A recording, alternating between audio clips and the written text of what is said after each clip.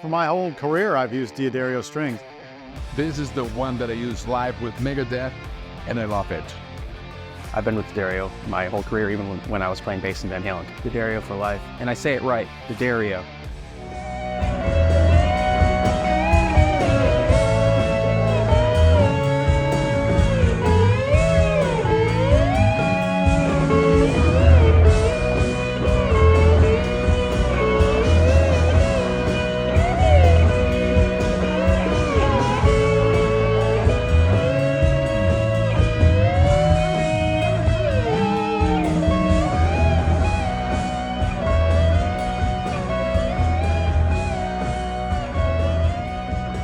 This content's free, our work isn't, so help us out and like and subscribe, right guys? Right. Yeah. Let's go. Hey everyone, this is Chris Keys for Premier Guitar. We are on a field trip out east in Boston, Massachusetts, and I'm joined by the Queens of Stone Age, starting with Troy. Troy, how you doing? I'm great. How are you guys? Real good. We had a brief chat at NAMM when we got to talk about a new amp, and we'll talk about that in a minute, but how you doing? This is the second show of the year. First one was last night. So first show was last night, and it went surprisingly well after almost a year off. You never know. Yeah. But yeah, we had a great show, and we're looking forward to continuing to have as many good shows in a row as possible. Now, I'm sure there's muscle memory when it comes to playing guitar, and I'm sure you play out at home, but I'm sure it's a physical task to play a show for Queen, so. It is, yeah. Some stamina, There's I'm some stamina that you need, and some stretching, you know. Yeah. You know, it's funny that it's the weirdest job in the world, I think, where you can basically have a shot of tequila and show up to work and then perform for an hour and a half. Yeah. No one does that. Like, you're not supposed to drink before you work out. You're supposed to drink after. I think there's a lot of people that do that, but maybe at your job it's at least semi-encouraged. Acceptable. Yeah. It's acceptable. Yeah. So, but yeah, I took it easy, you know. Well, you got to ease yourself back into it. do. Now, what are we looking at here? You got your hands on a beautiful instrument. So yeah, this is what we call at the Echopark Corporation. It's called a de Leeuwen, which is something that Gabe and I started working on basically, I don't know, 10, 12 years ago. Yeah. It's you know, it's basically, this is like, I mean, it's such an easy slab, bolt-on neck, nothing fancy. It's just really made well. And as you can see, I've started working on my own relicking because I just can't have anything nice in life.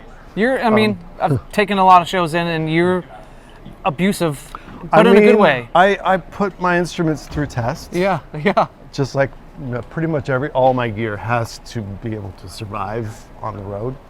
And this one's done really well. It's got a walnut neck, and I mean, it's just super simple. You know, it's got very simple single coil pickup in the tailpiece, and this is kind of a wide range humbucker. All right. So, you know, it's tipping the hat to Keith Richards and anyone else who plays that style of telly. What's your thoughts on the walnut neck? I mean, I really like it. I've never really played a walnut neck, and it looks really super cool. And it kind of, you know, has that George Harrison walnut telly thing too. Yeah. So, but this is like my main C guitar. It's tuned to C. So earlier stuff? Yeah, earlier stuff, you know, and it again, with the wide range here, I can get really super beefy, old school tones, and then this is more, I mean, I'm using single coils pretty much all the time now. Gotcha. So it kind of does both. Now, what should we know about strings? Cover tuning, what we got for strings? I use Dunlop strings. I mean, they've been really, really good to me, and they make a custom gauge for this tuning, which is like a 12 to 58, I believe. All right. You know, but usually people put a wound G string in there. I like the planes. The planes have a little more ring to them. So. Yeah. Get a little bit more vibrato out of it. Yeah. Cool. Should we move on to another instrument? I know you got a Sure, stockpile. I do. I have too many. So this is literally the first prototype that I got from Fender for my signature model.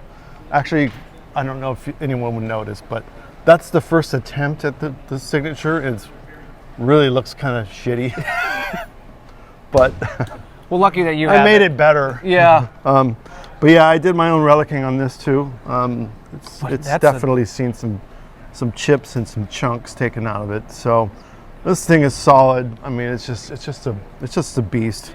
I mean, How cool is it for you when you first were approached by Fender and worked on it with them to get a signature model? I'm sure I mean, the young Troy was. I was definitely, very, very, honored, because, I mean, Fender's this crazy, historical brand that, I mean, they're world-renowned guitars. So, Yeah.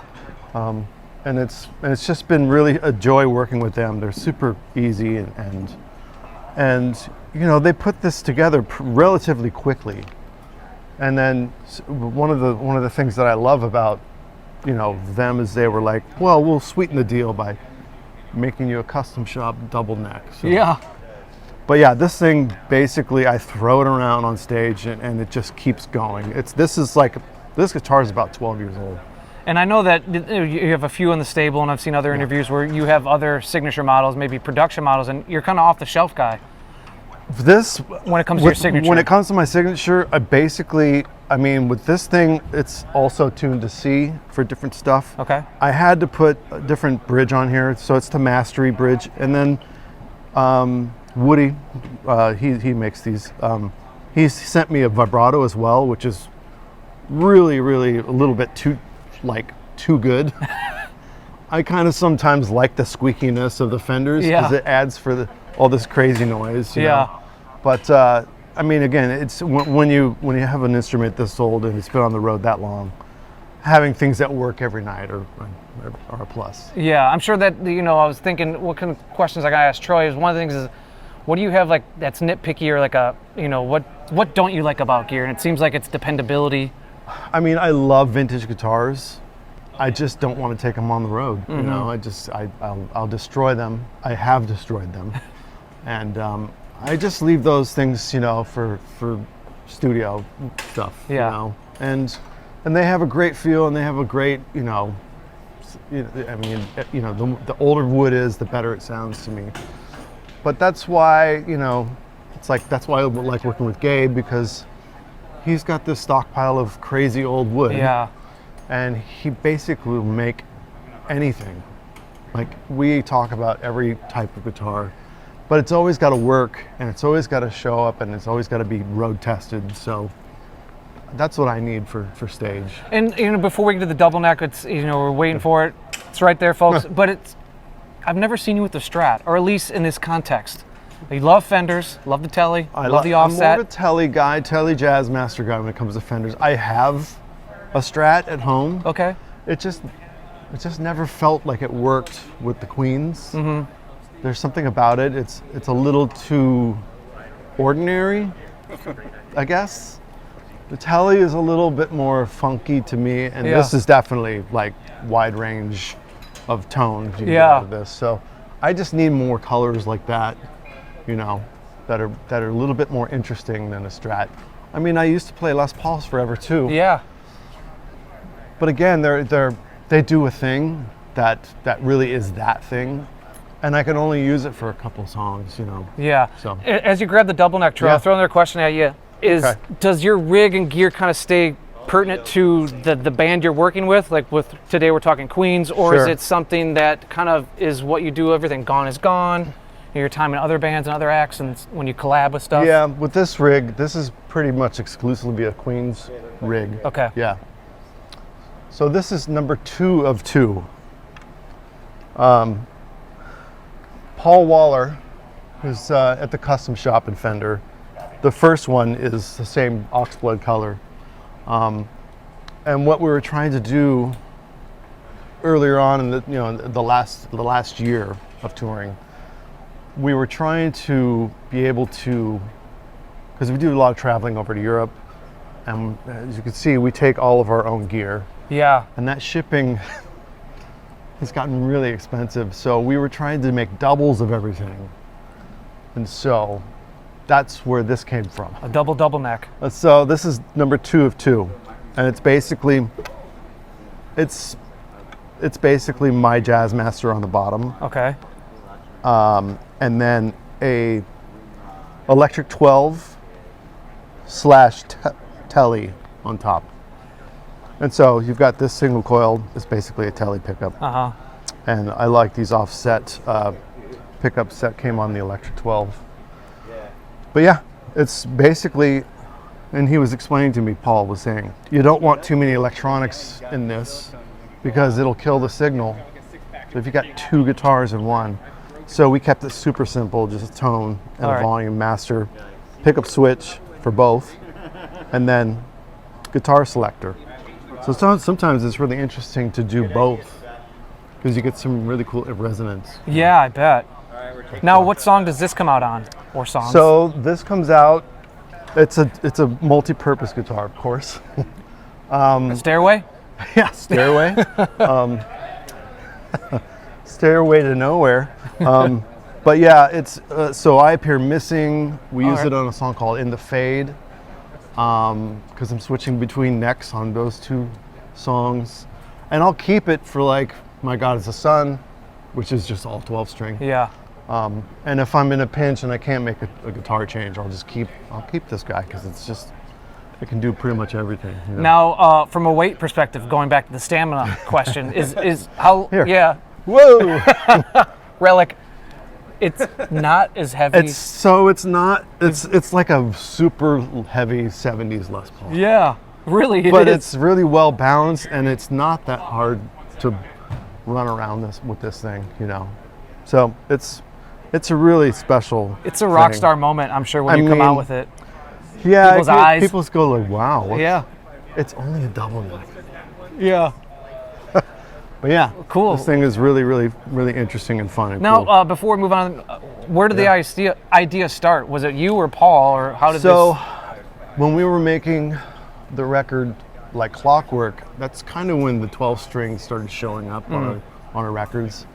And there was so much of it that I was like, I'm gonna have to do like a double neck. I mean, it just seemed like appropriate. So that was around the time when we started working on this idea. Because right when I started working with Fender, I have this 12 string, it's called a double six, it's a Burns. Okay, yeah. So I was playing that guitar for most of the set, and Paul was like, I'd really like to make you a Fender. So he made this, well, I guess I should grab it. Well, let's do it. Perfect segue. Yeah, so this is what Paul made for me originally. And as you can see, that neck is super wide. Yeah. Because that was a feature on the double six Burns, the wide neck. So you can get your fingers in there and just not have any fret buzzing or any kind of finger. Yeah. But he made this for me, and it's just another like really good, solid workhorse guitar. And I mean, we could talk about this. Yeah. But so I'm working with them on a Squire version of this. Really? That's cool. So I don't know if they're gonna make me cut this out because I don't know, but we'll see. Yeah. But so it's basically this guitar in a Squire affordable electric 12 string. Well, kudos For the to Fender. kids. Yeah. Because I know there was a minute there that it kind of halted Squire signature stuff with the J Mask. Well, that's kind of who inspired me and then to they do were like, a no Squire. more. Yeah. Because that Jazzmaster that he did for them is so good and so many people love it. And I'm like, it's so affordable. Yeah. And like just a kid could just go get that and start playing. And I really like that about, you know, what we call like introduction guitars, you know, something that's not too crazy expensive. That But can doesn't feel like a toy. Yeah, it doesn't feel like a toy. So, I mean, that's what he definitely inspired me to do this 12 string through Squire. So Cool. Well, we'll see how it goes.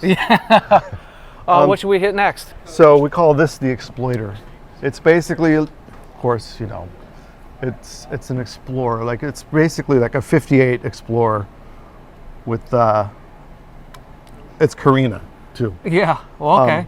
But we were, you know, Gabe and I were talking about those 80s Ibanez guitars, like the Iceman and the Destroyer. Or Hamer. Hamer did Or too. Hamer did them too, but we were mainly talking about the Ibanez ones because they Okay. were so well built. Yeah. So we kind of did a version of Exploiter. That's what we call it. But, you know, when you're a kid and you see, you know, people playing these guitars, you're like, I don't know if that's too much. Yeah. But I It's a fucking statement. love this guitar. And as you can see, the crazing on the finish got so insanely intense. You weren't delivered the guitar in this condition. So I wasn't delivered the Okay. guitar in this condition, but after we were sending our gear back from Europe last year, it ended up getting exposed to seawater on the slow boat back to America. So it did some more relicking for me. There's a little rust you can see yeah. in the pickup stems or the pickup posts, and it just made the guitar even better. So I use this for a couple of songs, and it's really a sweet sounding guitar. It doesn't sound like it looks. Yeah, I was gonna say, like, so now that you bonded with it, do you feel like it fits within your aesthetic? Yeah, as a guitar I mean, player? I've made it sort of, you know, work for me. You know, it's just one of those things where you think back in 1958, what were they thinking? And they were thinking about the future. Yeah. So And sweet that's- rides too, cars. Yeah, well, Yeah. cars and guitars, you got my attention. You know.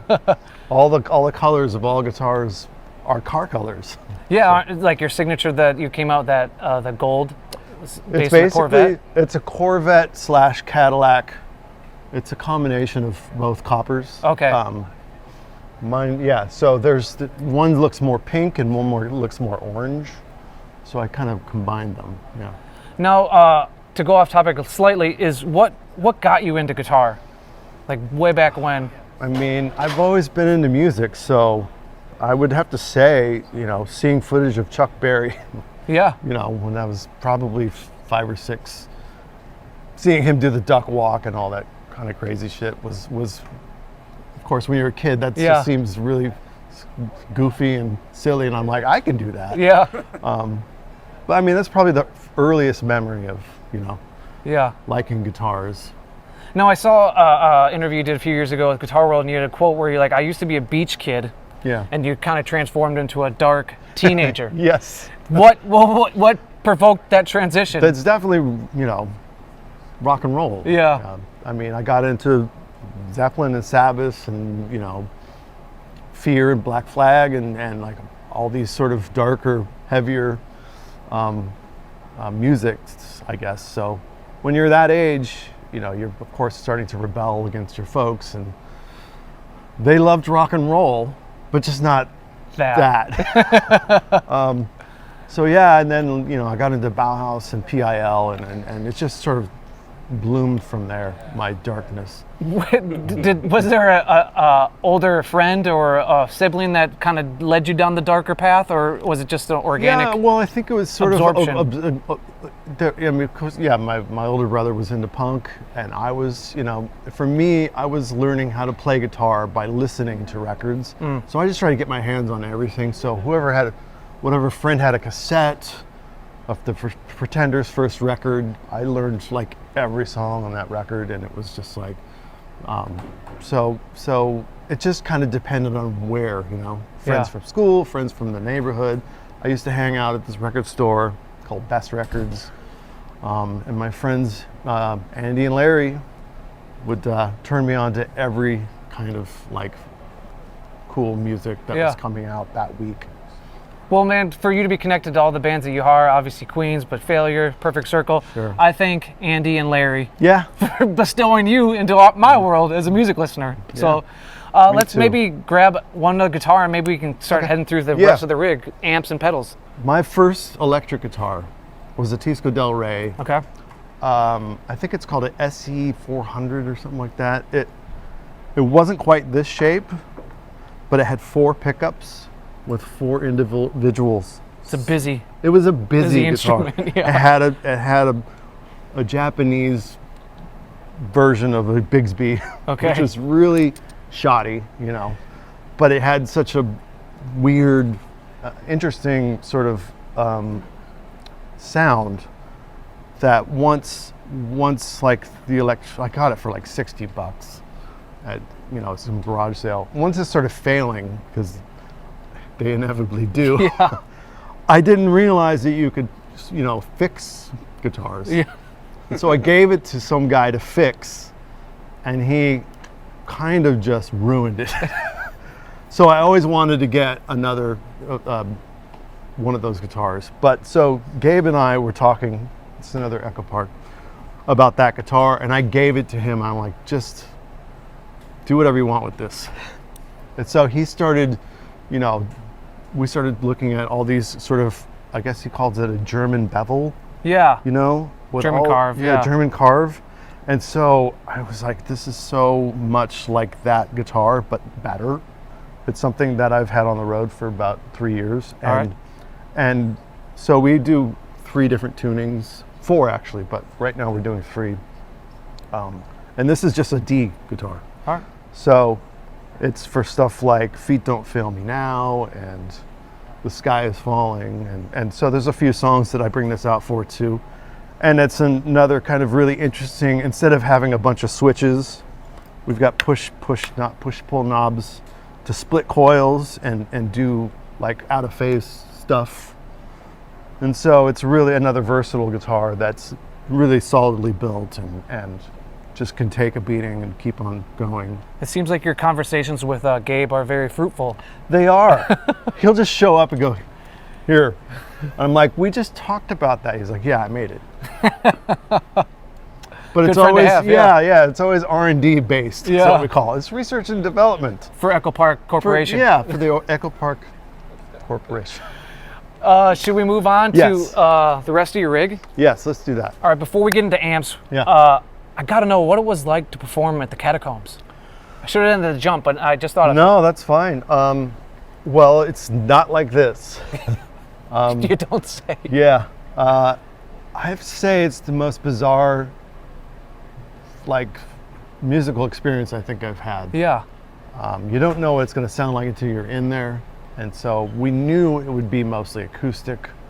So for me personally, I had to kind of for me, the first actual guitar I got was a catgut sort of a classical guitar.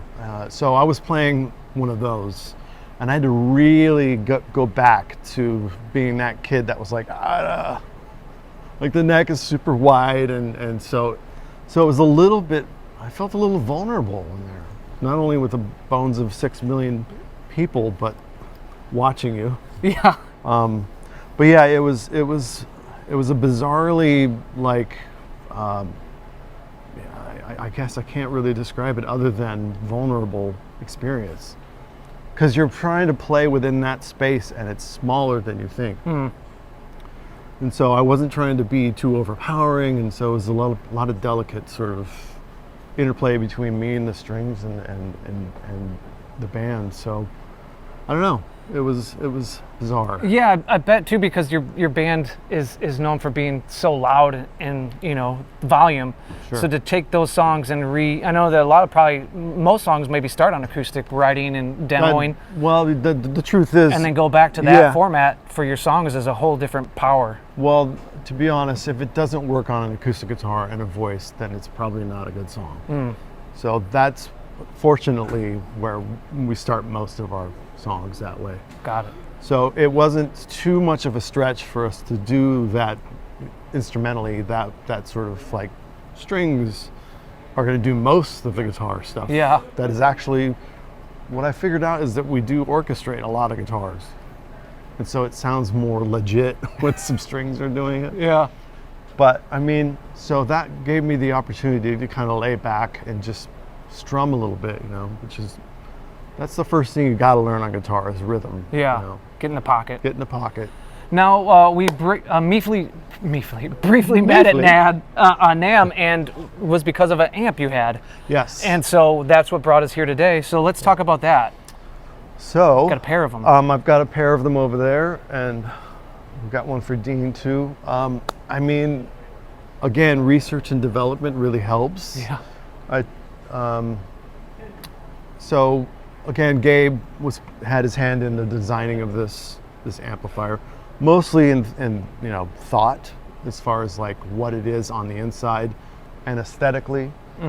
But the guy who builds them, Sean Roman, he basically huffs all the solder and wires them up and tests them. It's very, very, I mean, when you're making amps, you have to really be on point. And so the first one that he made for me, I took on the road with The Damned and Jane's Addiction, and they totally, I mean, they were so solid. I was like, I'm just gonna have to start using these, because again, on the road, I need stuff to work. Yeah. So it's vintage parts rewired, and so it's kind of like a Marshall's / Fender, like the power section of a Fender, and the pre-section of like a Jubilee. Okay. So, but it's really great for pedals, and I mean, it's really another wide range sort of sound that I can get pretty much anything, out of it. Sounds like a more of a hi-fi approach to it, and then you can do what you want to with the colors on the floor. I mean, basically, yeah, all the pedals do all the dirty work, as they say. Yeah, and is that kind of the both setup, because we have 2 amps I see over there. Yeah, well, I mean, we can just jump right into this rig here from there. So basically, it's a dry wet situation. Okay. Sometimes they're in stereo, but mainly I like for the front of house guy to have the option of putting in the wet to wherever it sounds best to the room. Okay. Because there's a lot of reverb and a lot of delays and a lot of modulation that is going on. Now I know this is kind of going up against soundcheck, but could we hear your rig? Is that possible? Yeah. Let's do it. You want to hear it? Yeah. What strings are you running? These are D'Addario NYXLs. And the D'Addario NYXL. But they're D'Addario strings, and I've been using those since forever, and I love them. D'Addario strings as well. D'Addarios. Right. D'Addario. I've been using D'Addario. I'm a fan of D'Addario. Started using these D'Addarios. I like the D'Addario NYXLs. These are D'Addario, and I got the NYXLs on here.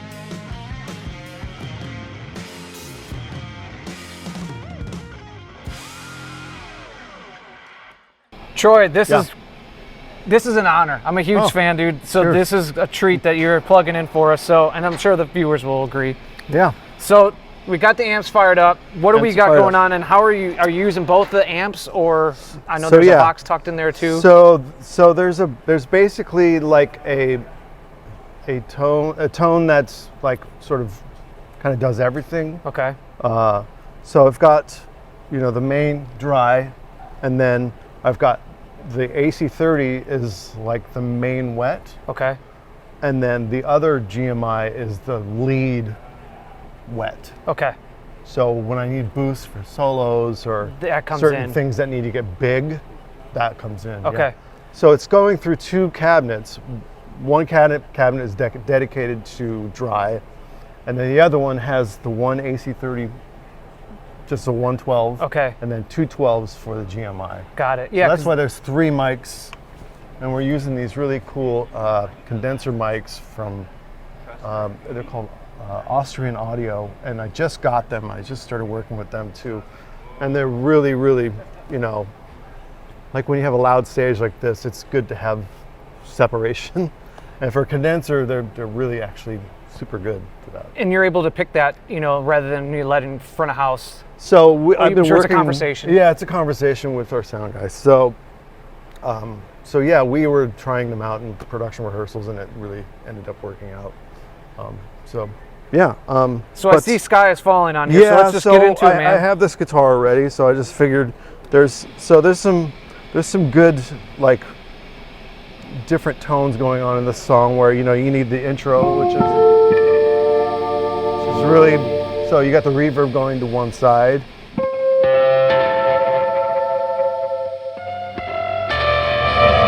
And then when you kick in,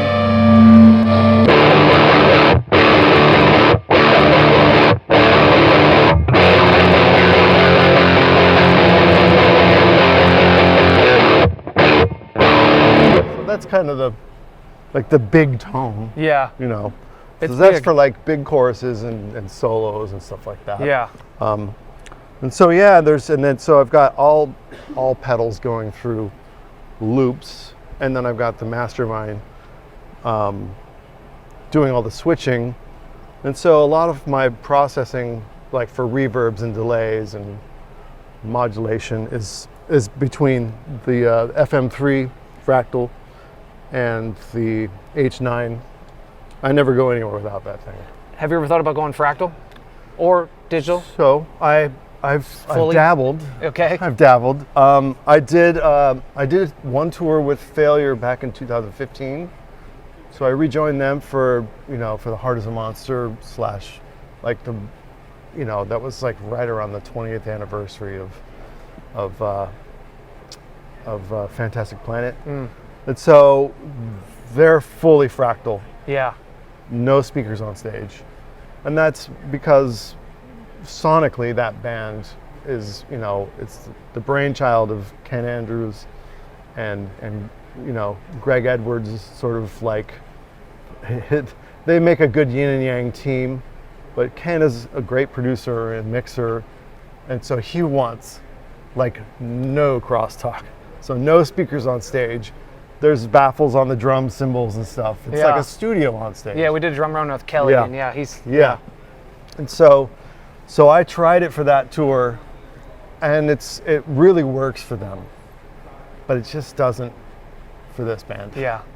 I mean, we have speakers pumping. We need to feel our pant legs move a little bit. Yeah. And so that's why I kind of limit my use with it, because it's great for, all kinds of modulation, phase, chorusing, but I missed having a spring reverb on stage, but it's just not possible. Yeah. With this many speakers. So I just make this my own sort of spring reverb in there, and it just kind of does what, it's like no one up there is going to be like, oh, he's not using a spring reverb. Nobody out there really cares that much. So I can get away with not having a vintage, MXR flanger, or a CE1 chorus, I just kind of make it in there. And that way I can split it off to whatever amp I want. Yeah, there's a lot more programmability with it. So yeah, so there's a lot of sort of mixing within this system of going to different amps and different pedals. And so and to keep it's really a lot. Well, to keep it musical and to keep expedite the process rather than go one by one of the pedals. If you want to walk us through some key sounds, whether it's with this guitar or a different one, I know that you have different tunings. That's kind of like the main old school tone. Okay.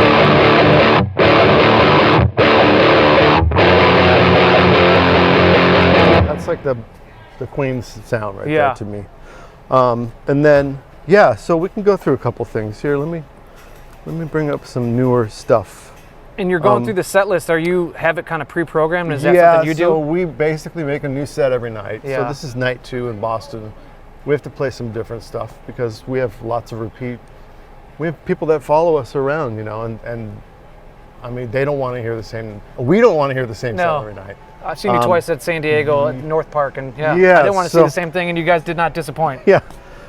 I mean, so there's we broke out Eyes Peeled, last night for the first time in a while, and it's like, here, I'll just grab the correct guitar for this. I always thought a Jazzmaster was the weirdest name for this guitar, because I don't ever see any Jazzmasters playing. Yeah. It's definitely become like the indie guitar. Yeah. So this is a song called Keep Your Eyes Peeled, off of Like Clockwork, and this has a lot of processing, so it's like a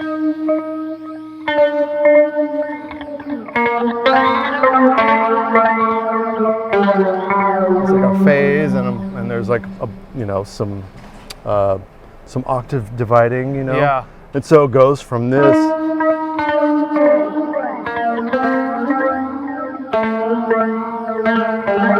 and then I have to go from that to this.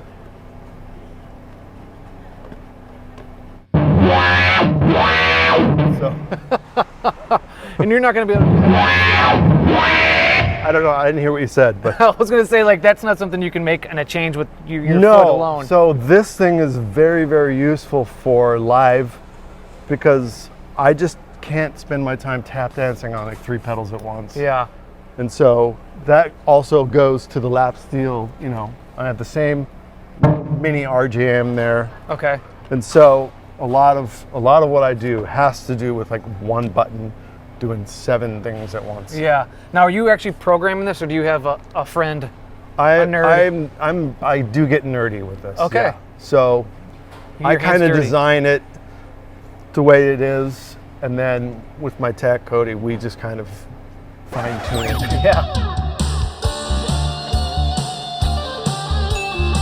Because he knows a lot about MIDI and stuff too. So, and of course, you know, I know it's Premier Guitar, but we have a ton of synthesizers on stage too. Yeah. So, I mean, it's so that's used for a few things too, but yeah. But so yeah, with this, I've got, this is probably the most presets in one song. There's 8. I try to limit it to 6. Yeah, not gonna happen. No, but then yeah, so you've got these, you know, these sort of.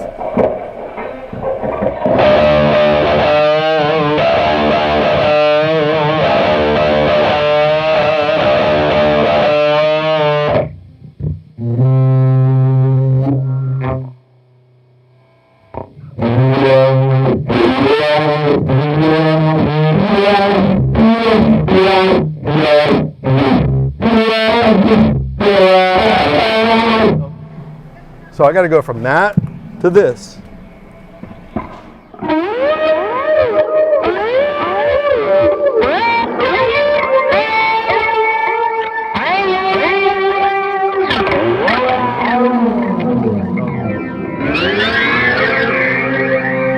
And that's not even a different zip code, that's a different world. That's a different world, yeah. So yeah, I mean, that'll give you a brief explanation of what all this shit does. Yeah, and I'm sure none of it goes wasted. It's not just there for no, looks. This is all being used, all of it. Every single one of those pedals. So Troy, before we get out of here, Yeah. sound check's about to happen, but we got to cover the lap steels. Tell me about it.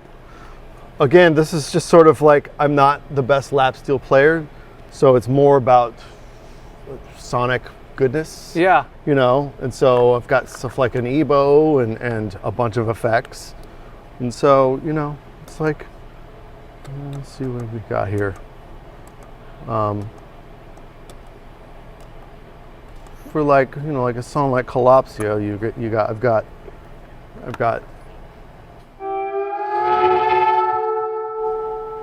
That didn't work.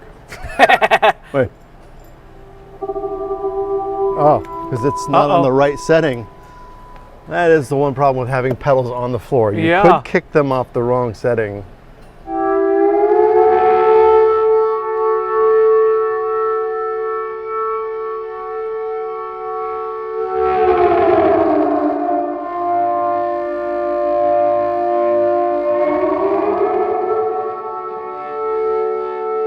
And then I can hold that and then kick in with my guitar, you know.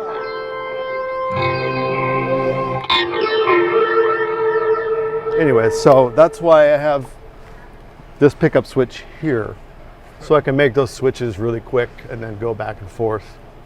So yeah, I mean. Are you changing any tunings for the night? Because I know, like, I've seen you play "You Can't Quit Me, Baby." Yeah. Like that's so same that's tuning? all in E. This all, but for one song, "Burn the Witch," I tune it to E minor. Okay.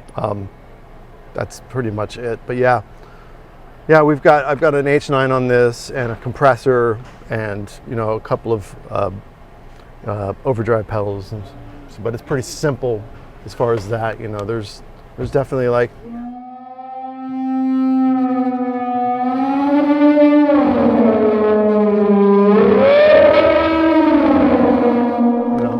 That's for Avon, you know, there's the chorus. Yeah. So you got to use the EBO for that cheat code. Yeah. Real quickly, what can you tell us about the Chandler here? It's another just big slab of wood that constantly works. I've got like a Seymour Duncan ultra super, I don't even know what this pickup's called, but it's just super hot. Yeah.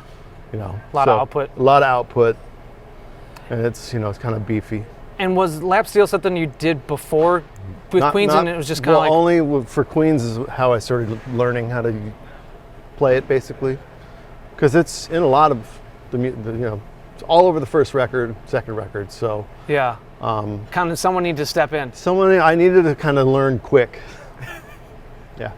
And I'm sure you're still learning, but while I got you here real quick, yeah. Hit me with some of the gain stages that you're using here, because I know people at home want to keep track of what you use specifically to distortion. I see the 10 years, which is... Yeah, so the 10 years does a very sort of clean boost. Kind of like a preamp. It's a preamp that's got, for me, I use it for just a little give on the clean sounds. So that's one stage. I've got the effect pedal. Yeah, what is, I've never seen it. So I work with George Trips too, a bunch. Jokester. Yeah, and he's always another guy who's like, try this out.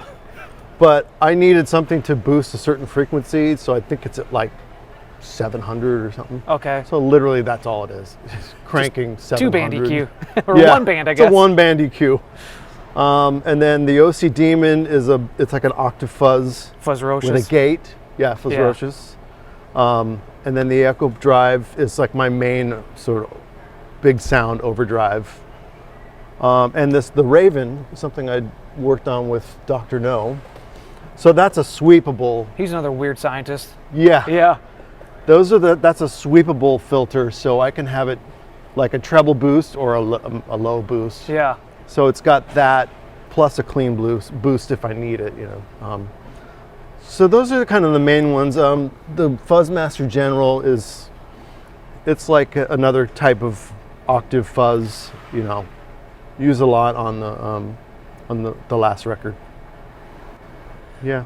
And man, it's funny because I got approached to build a pedal board from one of my favorite bands, and I couldn't think of any other one, was Queens of Stone Age. So it's funny to see some pedals on here that we selected to mimic the Queens of Stone Age sound, because it's like, I was approached and it was like, it'd be fun, we're gonna give it away to a lucky fan of Premier Guitar, and we have the 10 years on there, we got the Green Rhino, so it feels validating to not know exactly what we're using, but chasing sounds, and then also letting people go where they want to with it. Sure. But yeah, it's cool to see that stuff. It's good to start. You could start here, and then if you got to do your own thing. Always. So, yeah. And the last thing, Troy, is how are you using the Saffron Squeeze? I know that's a compressor type pedal. It's a compressor, another way huge pedal that I use for both lap steel and guitar. It's just when you have a clean sound and you need some extra sustain and a little give. There's a little boost in there. Yeah. It just kind of makes everything feel a little easier. Like so I think it's on, here we'll see. Yeah, so it's on this setting here, which is,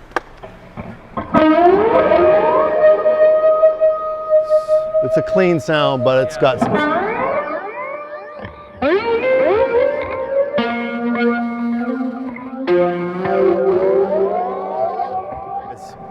So it's for stuff like that. Man, I can't tell you enough. I appreciate it, Troy. Yeah, thank you. It's been a great honor, and everyone stay safe out there and go listen to Queens of Stone Age.